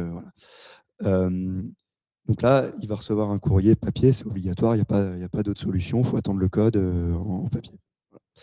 Donc vous dites, après l'idéal, c'est qu'il désigne son expert comptable personne physique, donc par exemple Gilles, comme administrateur suppléant. Oui. Comme ça, j'ai accès au RIB. En gros, c'est ça le sujet. Je suis d'accord. Voilà. Et administrateur suppléant, pareil, il faut un code papier. Ah non. Administrateur titulaire. Le seul accès à un service qui nécessite un code, c'est l'adhésion en tant qu'administrateur titulaire ou la substitution. Donc c'est tout. Le dirigeant déclare Gilles Bossigère comme expert comptable, administrateur suppléant. C'est instantané. Il va désigner en fait l'espace professionnel de son expert comptable comme bénéficiant des services en tant qu'administrateur suppléant, et c'est immédiat. D'accord. Donc moi, après, je dois aller sur mon espace personnel professionnel de Gilles Bossigère et je fais une délégation à mes collaborateurs. Voilà. Donc, à mon collaborateur, parce qu'il y en aura un. Donc le collaborateur doit aussi détenir un espace professionnel. Exactement, d'accord. Donc en fait, il y a 3 espaces différents minimum, je dirais. Il y a un espace, c'est la notion même d'espace professionnel personnel, c'est un espace par personne qui doit intervenir. On ne partage pas les identifiants, on ne partage pas l'accès à un espace professionnel. On ne laisse pas sur l'écran de l'ordinateur un post-it avec l'adresse mail et le mot de passe de connexion. C'est le principe. Chaque personne détient son espace et est responsable des connexions et de l'utilisation de cet espace. Et alors, on peut préciser que vous le déléguez, mais vous pouvez, si vous avez une organisation un peu complexe, à votre collaborateur qui a une équipe, et lui-même peut déléguer une partie des services à ses équipes, je ne sais pas, au secrétaire comptable, pour qu'il s'occupe de la gestion de telle ou telle déclaration. 4e compte, alors. Voilà, exactement. Potentiellement. Il n'y a pas de limite. Parce qu'il y a un confrère ou une consoeur, je ne la retrouve plus la question, mais qui disait, mais du coup, si je suis administrateur, moi Gilles Bossigère, sur mon compte impôt.gouv professionnel, si je suis administrateur suppléant de tous les clients du cabinet, je vais dépasser les 100. C'est une certitude. Oui, là, c'est comme une problématique au niveau de l'utilisation des services. À partir du moment où les services sont délégués, effectivement, c'est au niveau entre guillemets, des vrais utilisateurs des services qu'on a une limite technique. Vous n'allez pas aller... D'accord, ok. Alors, il y a une remarque sur les sujets un peu irritants de l'espace. Donc, quand on va sur notre liste de dossiers, ils sont classés par numéro sirène. Oui. Et donc, c'est très compliqué, quand vous en avez potentiellement 100 ou plus, de retrouver le dossier. Voilà. Question, est-ce qu'il est envisageable de permettre des tris par nom ou des filtres?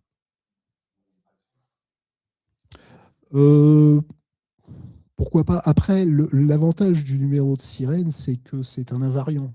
C'est toujours pour ça que la DGFiP y est très attachée. Donc le classement par défaut, effectivement, ça va être un classement par numéro de sirène. Maintenant, les sirènes sont classées dans l'ordre. Alors c'est vrai que c'est moins pratique que l'ordre alphabétique des dénominations. Tu as genre 10 dossiers par page, un truc comme ça. Parfois, tu te retrouves avec 15 pages à faire défiler jusqu'à arriver. Alors, tu tapes un peu au milieu, tu dis, bon, je vais être au milieu. Après, Oui, on pourrait améliorer. Prix. Après, c'est tout ce qui est question d'ergonomie, effectivement, ça peut être amélioré. C'est un peu ce dont on parlait tout à l'heure. Ouais, par exemple, tu vois, si tu avais un filtre en haut, tu mets les premières lettres du dossier. Oui. Ça, pour l'instant, ça n'existe pas, très clairement. On vous le confirme. On est d'accord. Mais ça peut être une évolution, une amélioration de l'ergonomie. Oui. Il y a pas mal de confrères qui évidemment disent le schéma idéal qu'on a évoqué avec 3, 4 plus comptes n'est pas en vigueur dans mon cabinet. Comment je fais pour... Donc en gros, j'ai un compte administrateur principal où j'ai rattaché tous mes clients et auquel tous mes collaborateurs accèdent, etc. Comment je fais pour migrer de mon schéma pas terrible aujourd'hui vers votre super schéma idéal? Je pense, alors là, mais je ne vais pas me mettre à la place d'un expert comptable. Désolé, je n'ai pas les capacités, je n'ai pas la connaissance de l'organisation de vos travaux, mais j'imagine que le plus pratique, ça serait de faire ça au fur et à mesure des nouveaux clients. Et éventuellement de gérer un peu l'existant quand il y a la possibilité de le faire. Parce que, en fait, ça veut dire que la première étape, c'est de changer l'administrateur titulaire de chacun de tes dossiers. Ce qui veut dire un courrier pour chacun. Ah, tout à fait. Donc, il y a du boulot. Il y a du boulot, on est d'accord. Sur le stock, effectivement. Mais sur le flux, ça sera une mise en conformité, entre guillemets. C'est le mot est un peu fort, mais qui sera progressive. Oui. Alors moi, j'ai une question. Vous avez dit qu'il fallait créer un compte impôt.gouv pour chaque collaborateur. Mais du coup, avec quelle adresse email? Parce que quand on a un collaborateur qui part, il a créé son compte impôt.gouv avec une adresse cabinet. Et du coup, quand il part, de toute façon, il n'a plus accès à son compte impôt.gouv cabinet, parce qu'on lui supprime l'accès à son mail cabinet. Ou est-ce qu'il doit créer un compte impôt.gouv avec son adresse mail personnelle, et du coup, quand il part, on lui enlève toutes ses délégations et lui, il va se servir de ce même compte impôt.gouv dans son nouveau cabinet? Tout à fait, c'est ça le principe. C'est-à-dire que l'espace professionnel est détenu par une personne et elle va l'emmener, entre guillemets, avec elle si elle change de cabinet. Ce qui veut dire que concrètement, là, quand le nouveau collaborateur arrive, il aura déjà un espace professionnel disponible et son nouveau chef pourra lui donner immédiatement délégation à tous les dossiers qu'il souhaite le voir gérer. Et alors, là, il faut bien, c'est vraiment. Alors après, sur les problématiques d'adresse physique ou d'adresse mail qui sont liées à l'espace professionnel, ça, ce sont des choses qui se changent très facilement. On change les identifiants, on change, tant que ça existe, on change l'adresse mail de connexion. Ça, c'est tout à fait possible. Il n'y a aucun problème avec ça. Donc, j'ai un collaborateur qui part, il faut que je lui retire les 40 délégations qu'il avait. Supprimer les délégations. Il y a un moyen facile sur l'espace impôt.gouv de voir les délégations que j'ai données à tel compte? Alors oui, il y a ce que je disais, on visualise, l'administrateur titulaire va visualiser, un service va visualiser toutes les personnes qui bénéficient de délégations. D'accord. Et il peut, comme il y avait effectivement, il y a gestion, il y a suspension, suppression, réactivation. Là, c'est vraiment à la main de la personne qui a délégué. Ok. Je vous propose qu'on passe à la partie particulier. Je vais réactualiser les questions, essayer de refaire un peu de tri. S'il nous reste un peu de temps, j'essaierai de glisser d'autres questions à la fin, mais on va passer à l'espace particulier puisqu'il nous reste 25 minutes. Oui, bonjour. Bonjour, Nathalie Canu, donc du bureau GFA à la DGFiP. Donc, on va vous parler un peu, mais ça, vous avez dû en entendre beaucoup parler depuis l'année dernière sur les mesures qui ont été mises en place pour sécuriser les accès à l'espace. Alors, j'ai laissé le nom volontairement espace particulier. Sachez que vous ne verrez plus ce nom écrit sur le site impôts.gouv puisqu'il a changé de nom et maintenant c'est mon espace finances publiques. Alors, pourquoi peut-être poser la question, ou c'est peut-être pas très intéressant pour vous non plus, mais bon, c'est pas votre sujet quotidien. Alors pourquoi ? Parce que tout simplement, notre directeur voulait que cet espace soit représentatif de toutes les factures que pourront trouver les usagers dans cet espace, à savoir les factures fiscales, ça vous les connaissez très bien, mais comme on intègre maintenant également tout ce qui est facture locale, c'était quelque chose qui embarquait la totalité du domaine de la DGFiP, donc des finances publiques. S'agissant de la sécurité, alors l'année dernière, effectivement, ça a provoqué un petit émoi dans la profession, puisque alors on l'avait pas fait avant la campagne des revenus, on a été volontairement, on l'a mis en place après. On a sécurisé les accès à l'espace particulier par la double authentification. Alors, pourquoi on l'a fait ? Vous le savez, les enjeux sont très importants en termes, on l'a rappelé tout à l'heure, on a des attaques tous les jours sur le site impôts.gouv et aux espaces, sur les espaces. On a également de plus en plus, ça c'est les usages d'Internet, des personnes malveillantes qui piratent les comptes ou qui abusent de la confiance aussi de certaines personnes et qui s'emparent de leur login mot de passe ou autre. Et on voit de tous les jours des demandes, clairement, où on a déclaré un décès ou dans l'espace parce que ça a été piraté par des personnes malveillantes. Donc ça, c'est notre quotidien à la DGFiP. Nos équipes de sécurité sont très vigilantes et on a un système de défense, de pare-feu qui est relativement solide, mais on est quand même obligé de mettre en place ces mesures de sécurité. Donc, l'espace particulier, c'est pas la complexité de l'espace pro, c'est assez simple. On a un login, un mot de passe, tout simple pour accéder à cet espace. On a évidemment le login, c'est l'identifiant fiscal et le mot de passe concret. Ça, c'est quand on a créé déjà son espace. Alors, je dis créer, mais c'est pas vraiment créer, puisque sachez que tout usager a un espace en ligne, quoi qu'il arrive. Il suffit d'activer cet espace, en fait. Il est natif à partir du moment où vous avez une existence fiscale, vous avez un espace créé sur impôts.gouv. Il suffit de l'activer. Pour la première fois, vous avez la méthode des 3 secrets qui est rappelée sur le site impôts.gouv. Donc ça, c'est assez connu. Et après, le login mot de passe très classique. Alors, on a mis en place, juste après la campagne l'année dernière, en 2025, cette mesure de double authentification par l'envoi d'un code What Time Password, de la code de sécurité unique qui est activé par l'usager lui-même. Mais ça, c'est quelque chose de très courant, de très banal, puisque tout système informatique l'utilise. Vous allez sur vos comptes bancaires, vous allez sur un service en ligne un tant soit peu sécurisé, vous recevez un code d'activation pour faire un virement bancaire, vous recevez également votre code OTP. Donc ça, c'est quelque chose d'assez classique. Mais ça a provoqué effectivement un certain émoi chez vous, puisque vous gérez les comptes de vos clients pour la déclaration de revenus, pour des paiements, pour autre chose. Donc ça, c'était quelque chose qui nous a été remonté de façon assez massive juste après la mise en place de cette double authentification. Pourtant, je rappelle qu'il y avait eu une phase d'expérimentation sur 2 départements de mémoire. Alors, ce n'est pas moi qui l'ai conduite, mais cette phase d'expérimentation n'avait pas soulevé, alors peut-être que c'était pas encore la bonne période pour soulever des interrogations, ou peut-être il n'y avait pas de prise de conscience globale.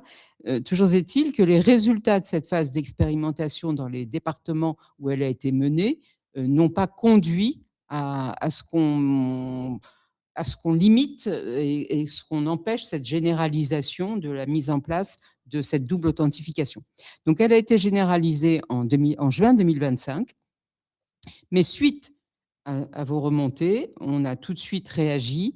Alors, la capacité de réaction de la DGFiP est peut-être lente pour vous. Pour nous, elle a été relativement rapide, puisque cette double authentification a été,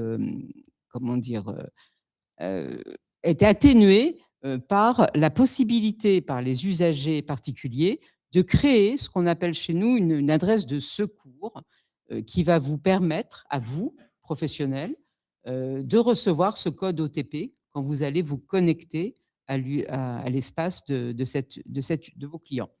Alors, c'est l'usager particulier qui va renseigner dans son profil, c'est la rubrique « Mon profil ».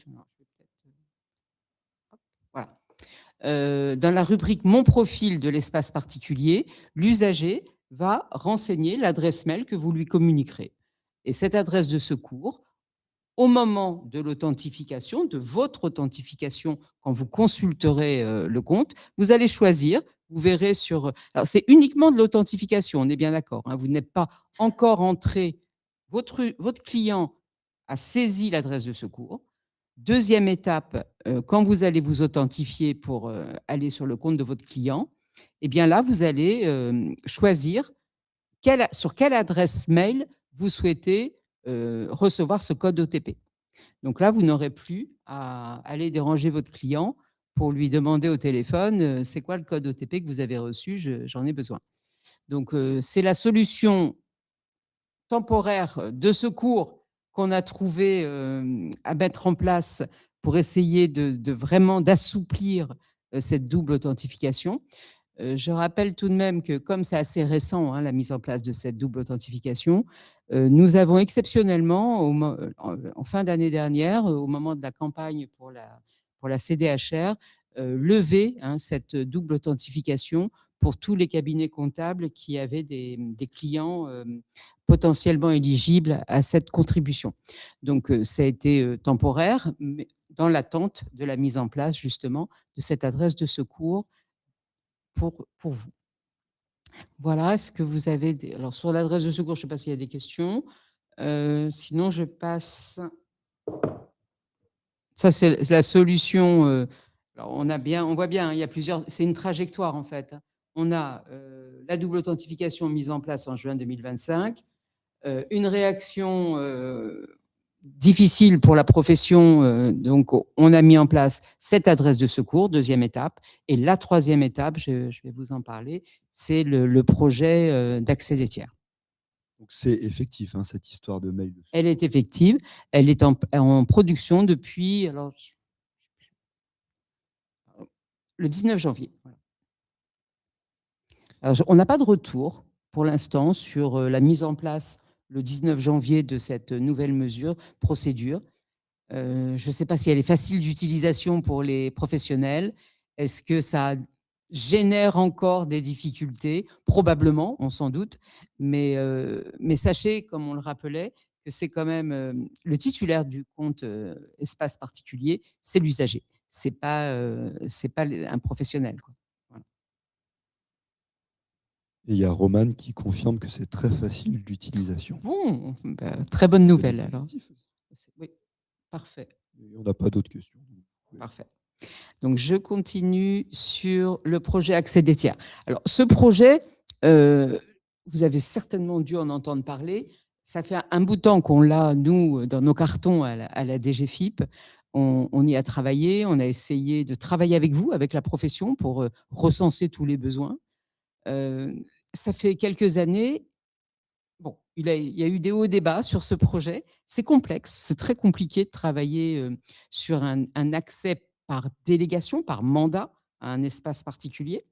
Mais ça y est, le projet est lancé et on y travaille avec les équipes informatiques à la DGFiP Ce projet a été lancé l'année dernière et on travaille de façon très rapprochée avec vous.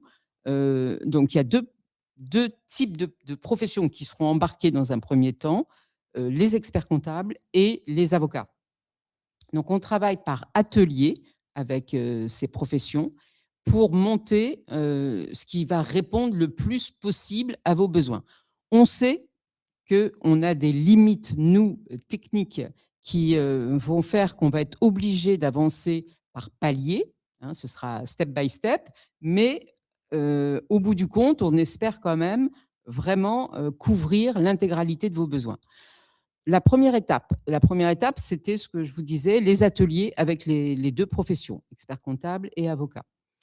La seconde étape, on y est en plein, c'est les travaux par atelier avec les équipes techniques de chacun des ordres qui représentent votre profession. Donc, on travaille avec les équipes informatiques de l'ordre des experts comptables et on travaille également avec les équipes informatiques des représentants du barreau. Les travaux avancent bien. J'ai eu des échanges hier déjà avec les équipes informatiques. Les travaux avancent de façon nominale pour le moment.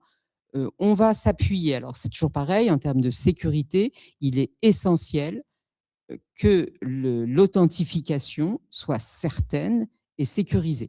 Donc, on va s'appuyer via des API, alors c'est un peu technique, mais on va s'appuyer sur les annuaires que vous allez nous fournir, que la profession va nous fournir, les annuaires des avocats et les annuaires des experts comptables, qui sont normalement mis à jour régulièrement. Donc, on va s'appuyer sur ces annuaires qui nous seront communiqués, pour lesquels on ira piocher les informations via des API, et le système d'authentification pourra se mettre en place. C'est la première étape sur laquelle on travaille, c'est vraiment mettre en place cette authentification sécurisée en s'appuyant sur les annuaires que la profession pourra nous fournir. Les deux professions pourront nous fournir. Ça, c'est les travaux pour 2026.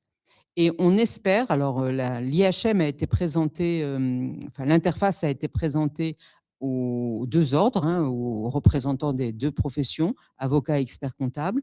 Elle va bouger, elle va évoluer encore, on y travaillera avec eux, mais dans l'immédiat, il n'y avait pas eu de retour négatif sur ce qu'on proposait, puisqu'on va vous proposer un espace à vous qui vous permettra d'aller gérer les comptes particuliers de vos clients, à peu près à l'identique de ce qui existe côté pro, mais beaucoup plus simplifié, puisque là, vous aurez un accès dans un premier temps, vous aurez un accès global à l'espace particulier avec tous les services. C'est ce qui nous a été demandé, sauf évidemment l'accès à mon profil qui restera à la main de l'usager.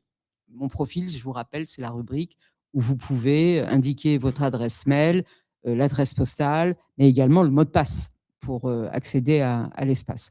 Donc là, ce sera vraiment quelque chose de réservé à l'usager. Mais sinon, vous aurez accès à l'intégralité des services. On va démarrer les services essentiels pour vous. Je pense que nous, ça nous a été priorisé comme ça en atelier, la déclaration en ligne, évidemment, de revenus, la messagerie sécurisée, l'accès aux documents, l'accès éventuellement au paiement. Donc voilà un peu le bouquet d'offres de services qui seront proposés via l'accès des tiers. Donc ce sera par délégation. Votre client devra vous confier un mandat, vous déléguer l'accès à cet espace. Voilà où on en est pour ce projet. La mise en production est prévue pour la campagne 2027. Voilà. Premier lot, campagne 2027. Je sais qu'il y a beaucoup de questions avec l'ordre des experts comptables, justement sur la possibilité de sous-délégation pour vos collaborateurs, etc. Le premier lot qu'on vous proposera en campagne 2027, au regard des difficultés techniques que cela représente, se fera sur une délégation globale du cabinet, et les sous-délégations seront dans un second lot. On essaiera d'y travailler avec vous. Voilà Merci beaucoup. pour les particuliers. Il nous reste...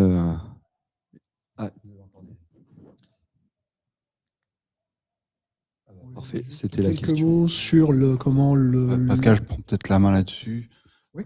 puisque ça reste un projet pour lequel il y a des développements informatiques en cours, donc on n'a pas toutes les informations. C'est quelque chose qui vient directement répondre à la cyberattaque qu'il y a eu en 2024. Bien évidemment, ce qu'on vous a expliqué en début, je pense que ça va permettre de renforcer ce dispositif à venir. Donc, c'est un dispositif similaire à ce qui a été présenté pour l'espace particulier et qu'on rencontre maintenant sur tous les sites. Les moyens qu'on va mettre en place, c'est désormais l'identifiant de connexion sera à terme, ce sera plus l'adresse mail d'identification, mais un identifiant numérique de connexion unique, des chiffres. Et on enverra un code à usage unique sur un autre média, donc 2 adresses mail et un numéro de téléphone portable. Ce dernier qui ne pourra être utilisé que s'il y a une cyberattaque. Le fonctionnement cible, c'est une connexion à l'espace professionnel par la saisie de l'INC, comme je l'ai dit, et le mot de passe. Et donc voilà, on se répète un peu, c'est le code à usage unique. Donc c'est les travaux qui sont prioritaires actuellement. Ça a été annoncé par la DG à l'automne lors de votre congrès. C'est quelque chose qui est extrêmement important puisque ce qu'on veut absolument éviter, c'est ce qui s'est passé auparavant, et vous n'êtes pas les seuls à être concernés. On s'est aperçu que beaucoup d'usagers des espaces professionnels utilisaient les mêmes identifiants et les mêmes mots de passe pour accéder à plusieurs services. Donc le même identifiant, c'est simple, puisque c'était dans l'adresse mail, et le mot de passe est souvent le même. Et là, on veut absolument éviter ça, et c'est pour ça que désormais, il y aura un seul identifiant numérique. Bien évidemment, on va communiquer dessus au préalable, mais pour l'instant, c'est encore un peu tôt pour vous en dire plus et pour vous montrer plus de schémas. Voilà ce que je voulais vous dire sur ce sujet, mais c'est un sujet qu'il faut avoir à l'esprit puisque ça va arriver quand même assez vite, puisque le calendrier, c'est 2027 et que c'est un sujet très sensible puisque c'est la cyberattaque qui est derrière. Je ne sais pas si vous avez des questions sur le sujet. Bah, c'était une des questions, puisqu'on avait annoncé en introduction qu'on parlait de ce sujet. Donc, je dirais, donc ça va arriver en 2027. C'est ça, 2027. Et pour éviter les irritants, comme on a eu sur les comptes particuliers, ça veut dire qu'il nous reste 1 an pour adopter le schéma idéal. Parce que si on a un seul compte cabinet rattaché à l'adresse mail de l'expert comptable, à chaque fois qu'un collaborateur va essayer de se connecter, c'est l'expert comptable qui va être sollicité. Donc, ça va être un peu l'horreur. Donc, on a 1 an pour progresser, s'améliorer, suivre vos préconisations. Alors, je vous rappelle que du coup, on a aussi une petite liste de courses que j'ai notée pour être sûr qu'on soit bien aligné. Alors, il y en a une qui est arrivée après coup, donc que je n'ai pas encore évoquée. Donc quand le collaborateur part, on peut aller lui retirer, enfin, on doit aller lui retirer ses délégations. Donc, un confrère ou une consoeur disait, mais est-ce qu'on ne pourrait pas imaginer, pour être sûr d'être exhaustif dans la suppression des délégations de ce collaborateur, avoir la possibilité de dire un bouton, je sais pas quoi, un clic, toutes les délégations faites à telle personne, on les supprime. Alors, dis-moi si je me trompe, mais je crois que cette rigidité, on l'avait identifiée. Alors, on ne peut pas vous la promettre pour 2026 ni pour 2027 au regard des contraintes techniques et surtout les contraintes de bande passante. Mais pour le coup, c'est quelque chose qu'on avait vu, tout comme le sujet lié au fait que la gestion des comptes bancaires sont gérés qu'au stade de l'administrateur suppléant ou de l'administrateur titulaire. Nous, c'était les 2 rigidités qu'on avait identifiées lorsqu'on s'est reposé des questions. Alors, a priori, il y en avait d'autres qu'on n'a pas vues, donc cette réunion est particulièrement utile. Mais je ne sais pas si tu as autre chose à rajouter par rapport.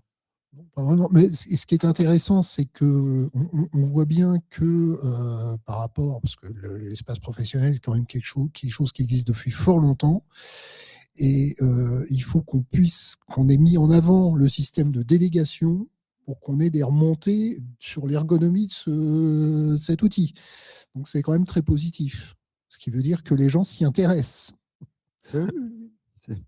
C'est pas encore très répandu, mais on regarde. Peut-être juste une question qu'on peut poser au chat, c'est est-ce que certains utilisent le système idéal? Ou est-ce que c'est... Ils vont tous dire oui. Hein. On avait compris que pas nécessairement, mais est-ce que Ouais. c'est utilisé et Je la surveille. question qui est derrière, Alors, c'est quelles sont les critiques qui peuvent remonter? Ok, donc on lance la question sur le chat. Est-ce que quelqu'un est déjà sur le système idéal, donc à trois comptes, hein, si on peut le résumer ainsi. Et du coup, est-ce qu'il a des rigidités particulières à remonter? S'il y a des messages, je vous les partage. Donc dans les demandes, on y avait, ça c'est revenu vraiment plusieurs fois sur les listes de dossiers. Si on pouvait faire autre chose que le numéro sirène en termes de tri, ce serait vraiment bienvenu. Les délégations, donc on a évoqué avec la capture d'écran, un truc un peu plus global. Les changements de RIB, parce que si c'est l'expert comptable qui doit changer les RIB, moi j'ai pas le temps de le faire, hein. Donc ça va être très compliqué. Donc, si on peut aussi permettre aux délégataires d'avoir la main sur les RIB, ça peut être très utile. Vraiment le sujet qui est revenu le plus, c'est comment je supprime un dossier, sachant que le SIE ne veut pas. Bon, ça on a compris que c'était dans votre plan de charge. Et qu'il y aurait bientôt une fonctionnalité qui le permettra.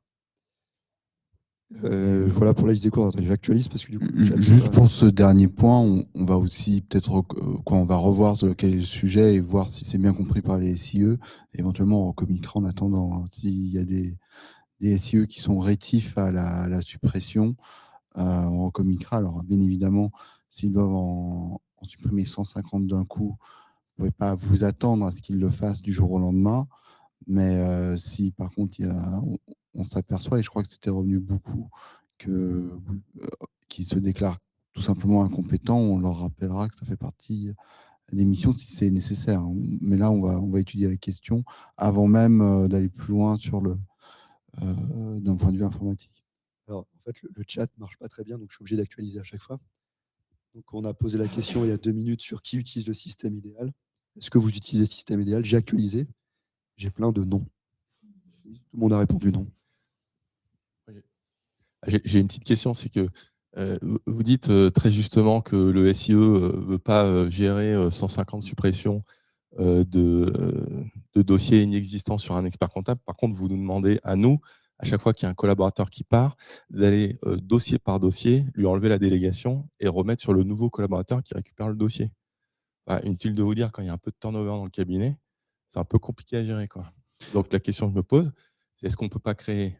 Je comprends qu'il faut faire des délégations avec des portefeuilles de personne par personne, mais est-ce qu'on ne peut pas créer une adresse email collaborateur numéro 1 du cabinet, et quand il y a un collaborateur qui part, en fait, on change le mot de passe, on change son numéro de portable, parce que lui aussi va avoir peut-être une double authentification, et au moins, ça permettrait d'éviter... on aurait un collaborateur qui gère son portefeuille, mais qui a une adresse mail cabinet, ce qui fait que quand ça change de collaborateur, nous, on sait qui est le collaborateur numéro 1, par exemple. Mais, alors, Pascal, je ne sais pas s'il y en a beaucoup qui vont gérer ce que vous demandez de faire.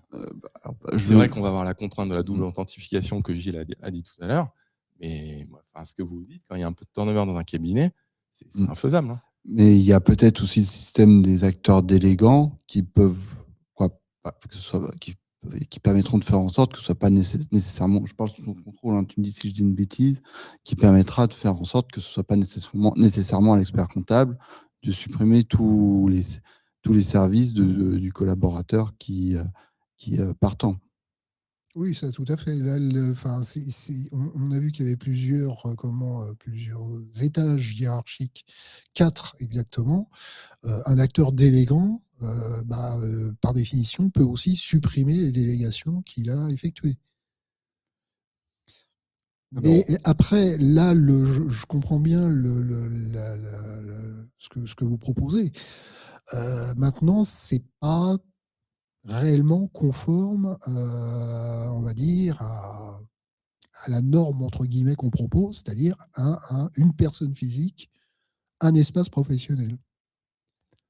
Alors, mettez-nous en place une solution qui nous permet de supprimer toutes les délégations d'un coup et de les remettre directement sur Ça un, fait partie sur un nouveau. ça fait partie des demandes Sur un et nouveau. on a bien pris note de vos demandes d'amélioration de l'ergonomie et de l'utilisation. Il n'y a pas de sujet.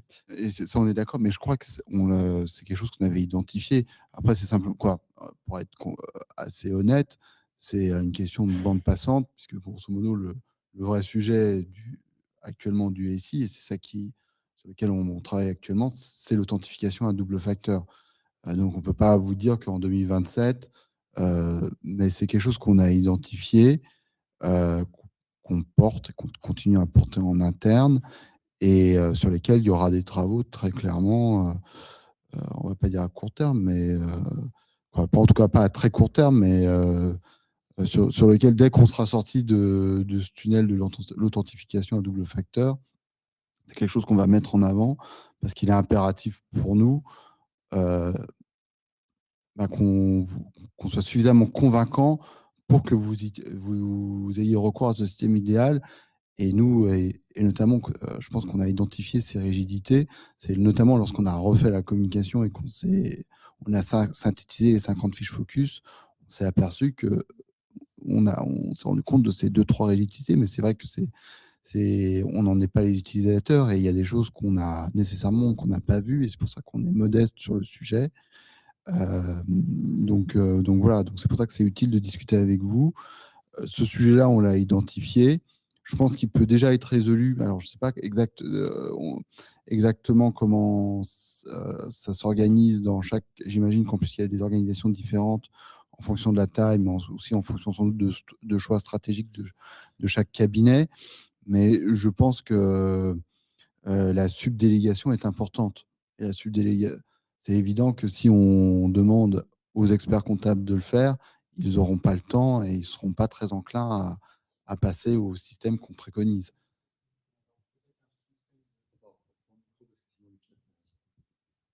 Juste pour rebondir sur la question, du coup, peut-être qu'un système de duplication de droits, de réplication peut aussi peut-être remplacer cette suppression et recréation intégrale de droits. Peut-être ça aussi, ça pourrait... Non, mais pourquoi pas? Absolument.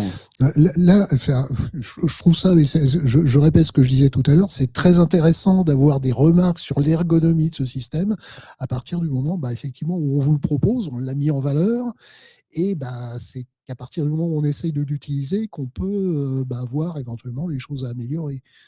Je trouve ça très significatif. Mais effectivement, comme tous les systèmes, j'ai dit tout à l'heure que l'espace professionnel, c'est quelque chose qui existe depuis longtemps, qui n'a pas fondamentalement énormément évolué sur l'ergonomie, parce que on était quelque part dans une routine de la part des utilisateurs qui fonctionnait uniquement avec le système d'habilitation d'administrateur principal et donc de substitution avec envoi du code d'activation, etc. Voilà, ça nous montre aussi qu'il y a des progrès à faire sur l'ergonomie de services qui n'étaient quasiment pas utilisés jusque-là. C'est très clair. De toute façon, on comprend bien, et vous l'avez d'ailleurs dit dans votre introduction, que le sujet, c'est les cyberattaques, c'est la sécurité, de façon générale, et que c'est pas pour nous embêter que vous préconisez ce schéma ou que vous instaurez la double authentification. Moi, je m'interroge. Donc, vous avez eu des attaques, des cyberattaques sur les comptes impôts.gouv. Qu'est-ce qu'ils font les pirates quand ils rentrent dans un compte impôts.gouv pro? Ils payent des TVA? Qu'est-ce qu'ils font? Alors, je pense que le sujet, c'est qu'ils n'ont rien fait. Donc, ce qui montre que nous, on avait des pare-feux qui permettaient de bien agir et ils n'ont pas eu accès au compte bancaire. Je parle tout en contrôle, parce que moi, j'ai suivi le dossier qu'à la fin. C'est vrai qu'à un moment donné, il est bien évident qu'un pirate ne va pas payer votre TVA à votre place. Ça, c'est un genre de pirate éthique que je ne connais pas. Par contre, il ne faut pas perdre de vue que sur le compte professionnel, vous avez la consultation qui va quand même donner beaucoup d'informations sur l'entreprise. Vous avez également les comptes bancaires. Sont des éléments qui potentiellement intéressent quelqu'un qui va s'introduire frauduleusement dans un espace pro, hein, c'est clair. Et ce n'est pas arrivé. Alors, sans doute qu'il y avait une bonne raison pour que ça n'arrive pas, mais l'une des craintes au moment où il y avait eu la cyberattaque, c'est qu'il y ait des demandes de remboursement massives à la place des entreprises. Ce qui Tout à n'est pas fait. arrivé. C'est-à-dire, on aurait pu imaginer qu'on remplace les comptes bancaires, qu'on fasse une demande de remboursement de crédit de TVA ou autre chose, et qu'on ne retrouve plus jamais l'argent avec un gros préjudice financier. C'est pas arrivé. Alors, je crois qu'il y avait j'ai plus les raisons en tête pourquoi c'est pas arrivé. Je pense que le système était suffisamment performant. C'est pas arrivé. Je pense que ça, c'est là on était, c'est vraiment en 2024 sur une attaque très très massive et automatique qui visait plutôt a priori à acquérir de la donnée plutôt qu'à faire comme tu le dis, des opérations frauduleuses. De toute façon, c'est maintenant devenu beaucoup plus difficile puisque on a un système de contrôle en back-office sur le compte bancaire qui est proposé pour la demande de remboursement. Donc là, on a déjà une sécurité qui est assurée en aval des téléprocédures. Ce qu'il faut se dire, c'est que dans une telle attaque, on ne va pas prendre de risques, on va bloquer les comptes. Donc, si on bloque les comptes, et c'est ce qui s'est passé en 2024, en termes de services rendus à l'usager, ce ne sera pas suffisant, ce sera pas satisfaisant, puisque vous n'y aurez pas accès tant que vous ne serez pas venu voir les SIE qui s'était passé en 2024. Donc, il faut éviter le plus possible ce type d'attaque. C'est ça que je veux signifier, et peut-être le rendre le moins performant possible. C'est-à-dire que si vous avez plusieurs collaborateurs qui gèrent une même entreprise, peut-être qu'il y aura un collaborateur qui sera concerné, mais l'autre non. Ou peut-être que, et ce sera peut-être pas satisfaisant, mais peut-être que pendant un court laps de temps, eh bien, ce sera l'administrateur titulaire ou suppléant qui aura accès, mais pas l'expert comptable, pas le collaborateur, l'expert comptable pour lequel l'espace aura été compromis. Donc, c'est ça aussi qui est intéressant, c'est qu'en multipliant les accès, on limite les risques de compromis, comment dire, de blocage des services. De blocage des services. C'est aussi un aspect qu'il faut prendre en compte lorsque ces risques arrivent. Alors après, depuis 2 ans, on n'en a pas retrouvé. On n'a pas eu une attaque similaire. Donc, on a renforcé notre sécurité. On a renforcé la sécurité. On a mis un mot de passe ultra sécurisé avec 20 caractères minimum et une appréciation technique de la solidité du mot de passe. Donc ça limite déjà fortement ce type de cyberattaque massive, puisqu'en fait, c'est des adresses, des couples identifiants adresses mot de passe qui avaient été récupérés en masse sur des sites moins sécurisés, et qui étaient, incidemment, ce qu'on n'avait jamais conseillé, évidemment, qui étaient également utilisés pour accéder à l'espace professionnel. Donc, si vous utilisez même les mêmes identifiants pour, c'est une pure hypothèse, pour votre compte sur la FNAC et pour le compte sur l'espace professionnel, si la FNAC se fait pirater, eh ben, vous allez avoir une grosse vulnérabilité de ce point de vue-là. Donc là, on a déjà, avec le renforcement de la force du mot de passe, je pense qu'on est pas mal. On a également mis en place un code anti-robot, de manière à limiter, puisque c'était une attaque en 2024 qui était vraiment purement automatique. On n'avait pas des gens derrière les claviers, on envoie en masse des demandes de connexion de machine à machine. Super. Écoutez, je pense qu'on va pouvoir clôturer là-dessus, puisqu'on a légèrement dépassé. Merci beaucoup. Merci à tous les trois. Et, très, très pratique et très intéressant. Donc, je le redis, le support sera diffusé puisqu'il était très complet et exhaustif, puisque certains nous ont demandé des schémas récap du schéma idéal. Donc, ce sera dans ce support. J'espère qu'on aura l'occasion d'échanger à nouveau, parce que c'est vrai que c'est intéressant, de comprendre comment vous avez conçu ce système que nous utilisons tous les jours. Et puis, du coup, nous aussi, de vous remonter notre petite liste de courses, parce qu'on ne l'oubliera pas, ça, je vous le promets. On vous la repoussera régulièrement. Voilà, encore merci à tous les trois. Merci pour ce super webinaire. Puis bonne journée à tous et à très bientôt. Merci. Merci à vous. Au revoir. Bonne journée.